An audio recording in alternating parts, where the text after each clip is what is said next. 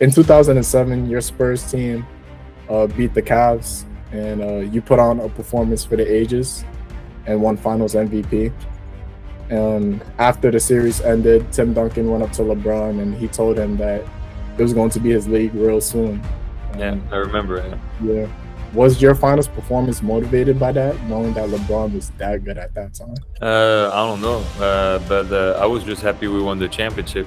To be honest with you, and to become the first European to win an MVP, that was pretty cool. And I was just happy because like the way we played and my teammates, the way they pushed me, because I had the better matchup. It just showed how unselfish we were as a team, and especially Timmy. Timmy, for me, is one of the most unselfish superstar ever, because he could have saying, no, it's my team, and it was his team, it was team's team, and try to win the MVP, and they were like, oh, no, Tony, let's do it, let's you get the ball and you keep going, and so that was pretty cool that as a team, it felt very nice, to have that feeling with them. And then LeBron, he was still young, at that time. It was already unbelievable that he made the finals. To be honest, I thought we were going to play Detroit and do a rematch of 05. And LeBron was unbelievable in that series against the Pistons. And it was just the beginning, of his greatness, and then we played him 2 more times, when we played the Miami finals. Right. So in a way, Tim Duncan was encouraging you to keep going with the momentum you were building in that series. Did that catch you off guard? Yes and no. Yes, because like I said, I was always very respectful about the way our team was built, and it was Timmy's team, and he was our franchise player. And no, because I felt very confident, to keep going, and I was playing very well, and that year I made the All-Star year too, so I felt like I was the other All-Star that can help the team, win. I watched your documentary, or you should say movie, on Netflix on your transition from France to the NBA. Yep. Can you kind of talk about how playing in Europe mentally prepared you for America in the NBA? Yeah, but I grew up, my dad is American, so that definitely helped, for the confidence and the way they approach, sports, in the US. But I always felt like I had the best of both worlds with my mom, who's European, was down to earth. It gave me that happy middle to when everything goes well, not to be high on yourself, and when everything is bad, don't be too hard on yourself, and find that happy middle to go through your career, because in a career you're going to have up and downs, and it's the way that you're going to handle the downs that is going to define you. I always learn more when bad stuff happen. When something bad happened, I always trying to find something positive in that what happened, and we always learn more in my personal experience when bad stuff happened. And so I was very lucky to have great parents who prepare me for that mental side that you need, to be successful in the NBA and successful in the US. For me, that's a big difference. I always told myself, maybe you have players that's faster than me, maybe you have players that jump higher or stronger than me, but if it's one thing they're not going to beat me, is the mental part, because that's what makes the difference at the end. That's what when you have always players, they're great at practice, but when the gym opens and you have the lights and you have 20,000 people, then nobody wants to take the last shot. I always loved that pressure. I always thought I played better. The more pressure it was, the better I played. I always welcomed it. Just gets it off the time, and he banks it in. What a shot from Parker. Gets off his feet and puts San Antonio up 4. Now they'll review it to make sure. It's usually the opposite for other players. Yeah. But me, I love it.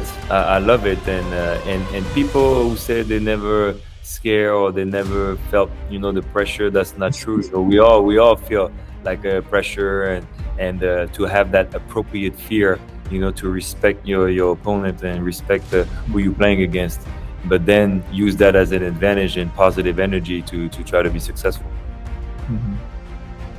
Well, speaking of pressure, you played under Greg Popovich. He was crazy. That's all I'm going to say. He was crazy. He was crazy. He definitely made it tough in my first couple of years. Coming from the army, he wanted to know from the get go what he had with me. Because I was 19 years old, coming from France. No European point guards made it in the NBA at the time, and so he didn't want to waste his time. So he threw me in the fire after 5 games. Say you're gonna be our starter, and let's see what we got. And then he just ride me. Like every game, every practice. I thought I couldn't satisfy that guy. He was like crazy. Definitely, many times I came back home, I had tears in my eyes. But the next day, I came back and I was like, this guy is not gonna get me. I'm gonna come even harder, and it definitely made me tougher. That's for sure. So what was the exact moment where Greg Popovich decides to just throw you in the fire? But after 5 games, he called me in the plane. We went in the plane. He called me in the plane, and he was like, "Okay, Tony, tomorrow you starting." And I'm like, "What?" He's like, "Yeah, you starting." And so me at 19, I'm very respectful, of our veterans, because we had a veteran team. We had Terry Porter, David Robinson, Steve Smith. Like it was a very veteran team who was already winning. I was the youngest in the team, and my first reaction, it was like, "Does Timmy know? Does Timmy is okay with that?" Because Timmy didn't talk to me my whole first year. And so, and the starting point guard was Antonio Daniels, who was his best buddy. So that's why I was like, my first reaction was like, is Timmy is okay with that? He's like, Timmy will be fine. And I'm like, okay. And then I started, and then the rest was history. Right, for sure. I've been watching this player out of France. I'm not sure if you heard of him, but his name is Victor Wembanyama. And he's projected to go #1 in the draft. I've been watching him since 2020, and of course you're familiar with him. Of course, I know him. He played for my team in Asvel. The team that I own in France. He played for my team. I'm familiar with the team. No, it's okay. It's okay. And so obviously I know him very well. His sister is in my academy. His little brother is in my academy. So I have the whole family. And so it was crazy at the draft. The lottery thing, when everybody was like hoping, obviously, that we get #1, and the Spurs was like, come on, it can be destiny. And man, destiny happened, man. We got the #1 pick, and so everybody is so excited because when the Spurs got the #1, he puts a picture of him when I think he was 10 or 11 with my jersey when he was young. He put that on social media.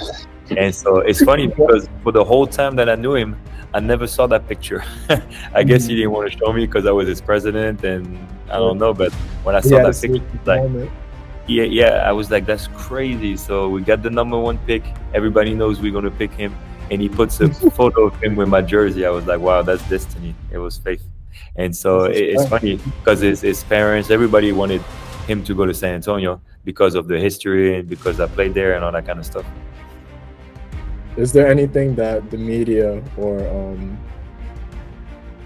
people have the media are very high on him? They say he's the best talent maybe since LeBron James, and so at the same time that's a lot of pressure, because like he's got an unbelievable potential. He can definitely have a career like Tim Duncan, and be a Hall of Famer, but it's such a long way, like you have to take it step by step, but he definitely has the potential. He's a unique player.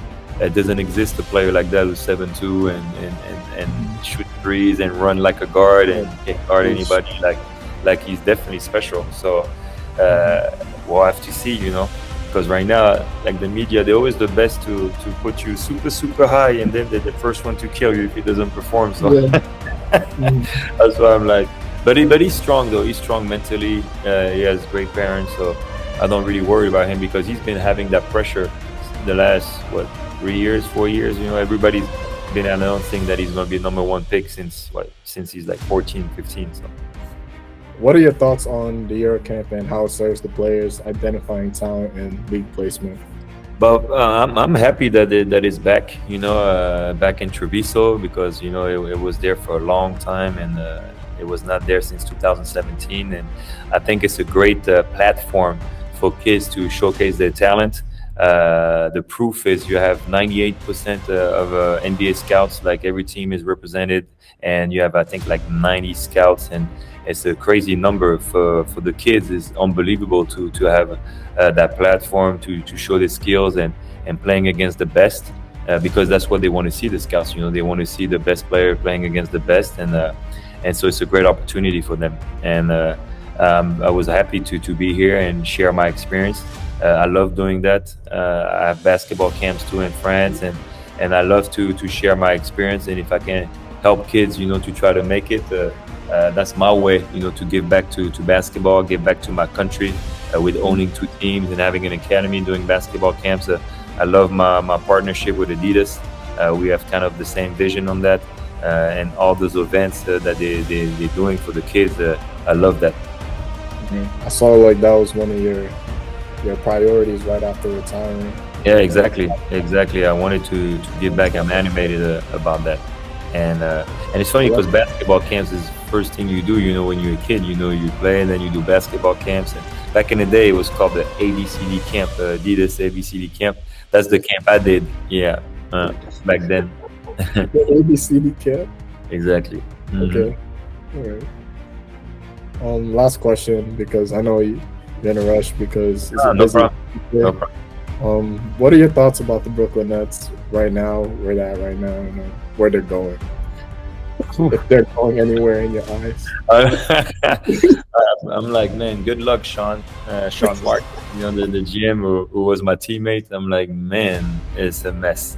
But I don't know. It felt like they were the king of the world when they had KD, Kyrie, and James Harden, and they all left. So I don't know what to think about that, to be honest. I don't know where you go from there. They pick up some good talent, on those trades. But it is very interesting to have that many superstars in such a short window, and they basically didn't do anything, in 3 years. So it's crazy. But it just shows you that it's no guarantee, man. It's hard to win. It's hard to win a championship, and it's hard to. You did it. No, it's no perfect formula. You can have a superstar, but you don't You win. guys had a big 3. Excuse me. I mean, you guys had a big 3 in San Antonio. Nah, for sure. Yeah, we had a big 3, and it worked out great. And that's one of the things that I think why we were so successful is because we never let our ego be in front of the team success. For sure. I mean, 2014, that run spoke volumes, but it's also 2007. Yeah, for sure. I'm just a reporter. Thank you, Tony. I love you. Thank you very much. Yeah, Thank you so thanks. much. Take care. Have a